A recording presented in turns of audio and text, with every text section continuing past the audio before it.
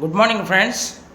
We believe Ashoka adopted Buddhism after the Battle of Kalinga, but it is purely wrong. After the Battle of Kalinga, Ashoka adopted Dhamma. The Battle of Kalinga held on his 8th regnal year, but Ashoka adopted Buddhism is 21 and a half regnal year with the influence of 8 years old Buddhist monk Upagupta or Nikuroda. మనం ఏమనుకుంటామంటే అశోకుడు కళింగ యుద్ధం అయిపోయిన వెంటనే బుద్ధిజాన్ని స్వీకరించాడు అనుకుంటాం, బౌద్ధ మతాన్ని స్వీకరించాడు అనుకుంటాం. అది వాస్తవం కాదు. అశోకుడు కళింగ యుద్ధం అయిపోయిన వెంటనే, అంటే అశోకుడు కళింగ యుద్ధం ఎప్పుడు జరిగిందంటే అతని 8వ పాలనా కాలంలో జరిగింది. రెగ్నల్ ఇయర్ అంటే పాలనాకాలం.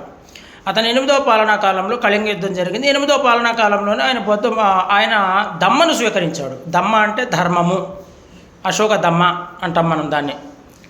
మరి ఆ అశోకుడు బౌద్ధ మతాన్ని ఎప్పుడు స్వీకరించాడు అంటే తన 21.5 పాలనా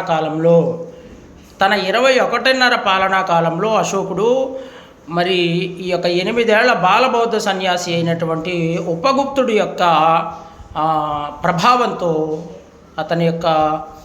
ప్రభావంతో ఇతను బౌద్ధ మతాన్ని స్వీకరించడం అనేటువంటిది మనం చూడవచ్చు. కాబట్టి అశోకుడు ధమ్మను ఎప్పుడు స్వీకరించాడంటే 8వ పాలనా కాలంలో, 8th రెగ్నల్ ఇయర్. అశోకుడు బుద్ధిజాన్ని ఎప్పుడు అడాప్ట్ చేసుకున్నాడు, బౌద్ధ మతాన్ని ఎప్పుడు స్వీకరించాడంటే అతని యొక్క 21.5 రెగ్నల్ ఇయర్ అంటే 21.5 పాలనా కాలంలో. ఓకేనా? దీన్ని చాలా జాగ్రత్తగా గుర్తుపెట్టుకోవాలి మీరు. Okay, thank you so much.